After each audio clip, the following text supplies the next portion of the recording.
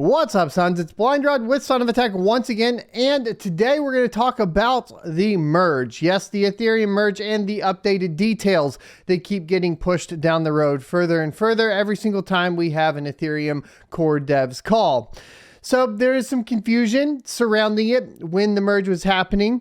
Yes, the merge is happening. Yes, we have a merge happening on June 8th, but there could be some confusion surrounding it, and we're going to get all of that cleared up. There's some caveats, there's some misunderstandings, and we're just going to get into it right after a word from today's sponsor. Today's sponsor is Crypto.com. Crypto.com is my go-to centralized exchange for liquidating my crypto assets. With their Crypto.com Visa debit card, I can load up my mined Ethereum to pay for power and other operating costs quickly while earning up to 8% cash back. In addition to the Visa debit card, there are additional fiat options, including wire transfers, to easily receive your profits. Crypto.com also offers additional services, including trading and even staking, to earn additional revenue on your investments. Join 10 million plus users buying and selling 100 plus cryptocurrencies at true cost by using my affiliate link in the description for a $25 funding bonus. Or enter referral code SOAT at sign up for the same bonus. Remember, cryptocurrency investment comes with significant risks, so do your own research.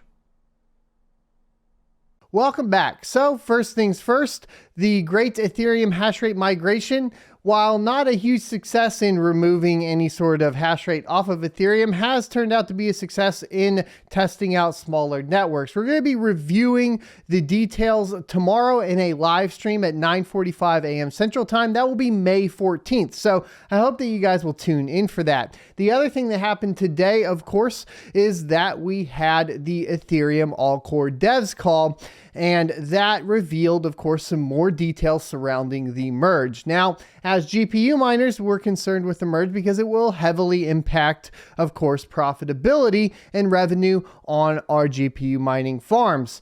And initially in the live stream, I had a whole bunch of people hopping in and saying that it was confirmed for June 8th. But while that is true, it's not exactly completely true. There's a caveat there, so throw the Snopes fact checker box down below and say partly true, because what is happening is that we are going to have the first test net merge happen on June 8th. And we have details from Tim Biko's Twitter that have been updated, and of course from the Ethereum core dev call. The wrap-ups by Tim Biko on the Twitter sphere makes it a lot easier to disseminate, so that's what we're going off of today.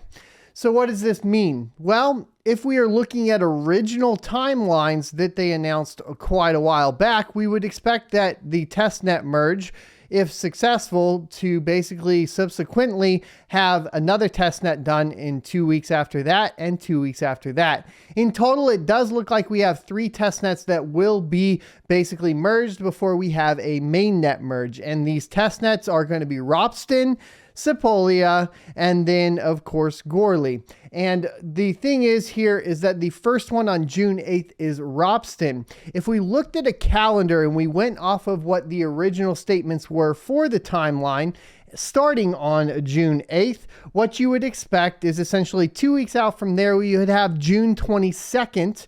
And then 2 weeks out from there, we would have July 6th, which would be the next testnet. And then Goerli, which would probably be the last one, would be on July 20th.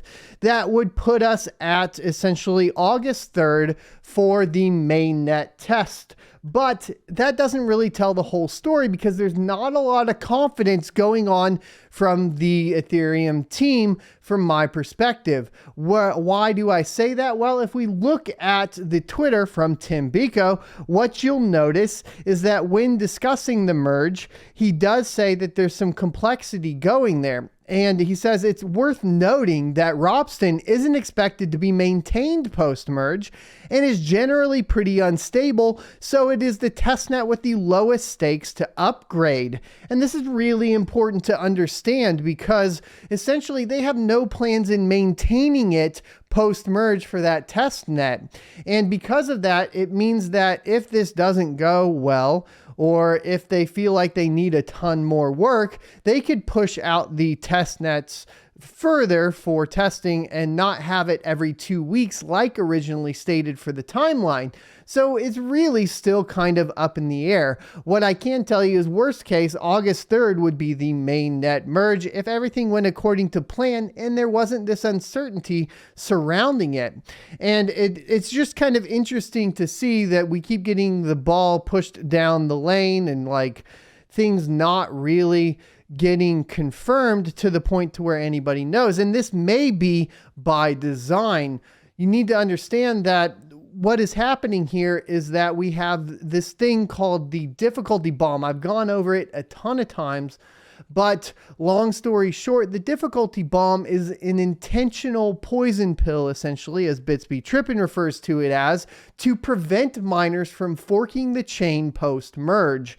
And so what happens is it artificially increases the difficulty of the network to where it's unminable and unprofitable to mine, so that once Ethereum moves to proof of stake, miners won't continue to mine the old fork, and Ethereum thereby has no competition in a form of proof of work, at least sorta, because remember, there is still Ethereum Classic plus a ton of other networks that are coming along down the line that have similar functionality, including of course Ravencoin with layer 1 NFTs, and then more similar to Ethereum, something like Ergo and its DeFi applications that are already getting deployed. So it'd be unfair to expect that, but the ecosystem as a whole, as it sits for Ethereum, couldn't be forked right away. So that's kind of the reason behind it. And this difficulty bomb has to be timed in a manner in which they can complete it before, of course,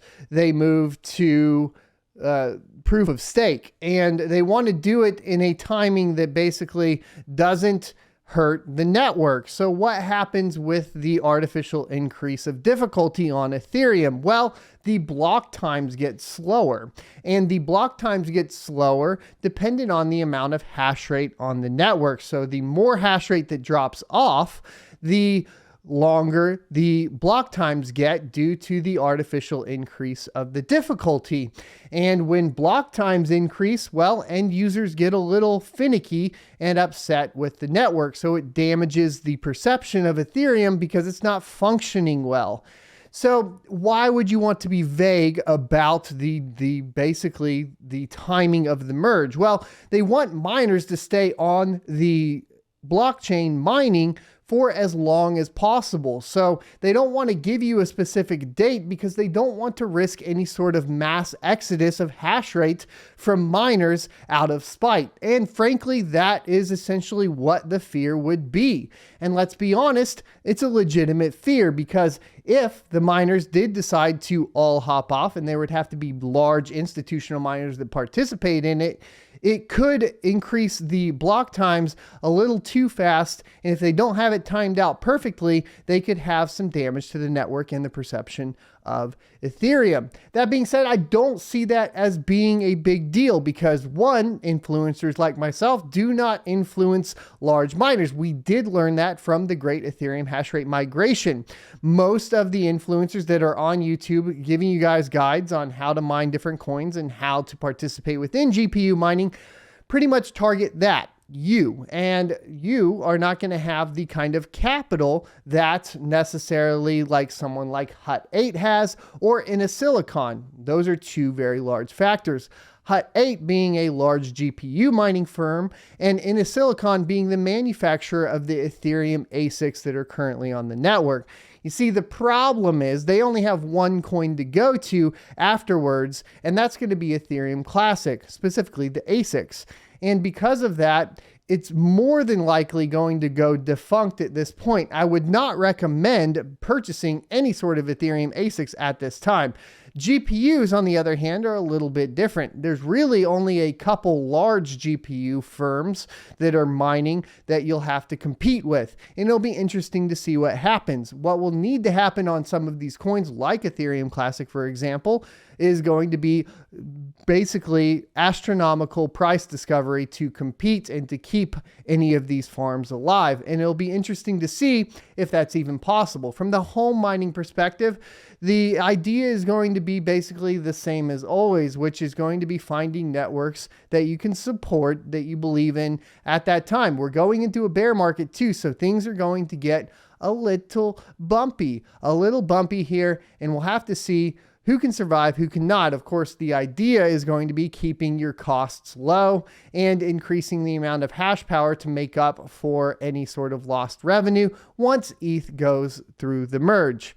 Now, your other option, of course, is to liquidate your equipment. It should be interesting to see what kind of equipment gets liquidated. We've already seen huge price cuts that are happening on, of course, Ethereum ASICs. And with the announcement of the first testnet merge being on June 8th, I would expect a lot of Ethereum ASICs to start hitting the markets and getting liquidated and dropping in price. Be very careful, because you really only have one option. That's going to be Ethereum Classic, and we still don't see the price discovery that we need to see on Ethereum Classic for you to maintain the revenue needed to stay profitable. So be very careful when surrounding those. The good news is also we may see drops and liquidation of GPUs onto the market, and they will primarily hopefully be, 100% hashing on Ethereum. Not necessarily even needed anymore, but it does affect other algorithms like Ergo, Autolycos, and of course Ethereum Classic. So make sure that you're doing the proper hunts there and making sure that you're going to be able to unlock those reliably. It does look like the 100% light hash rate unlocks are becoming more and more reliable, because we did hit an all-time high for Ethereum on hash rate and difficulty, etc. So that is something that is notable, and it'll be fun to play with it. This does mean, as miners, I will be continuing the GPU migrations. We'll be coordinating specific individual coins moving forward. We'll be talking about this in the Great Ethereum Hashrate Migration Discord, so stop in over there and help us figure this out, because it will be needed to be done for us to survive. And we all have to do it together. This is at a certain point going to be a community effort, because if we don't start figuring some things out, it's going to be very difficult for everybody at the end of the day. So wrapping things up, TLDR is that we have the first testnet merge to proof of stake for Ropsten on June 8th. If we followed the original timeline, the earliest the merge would happen on mainnet would be August 3rd.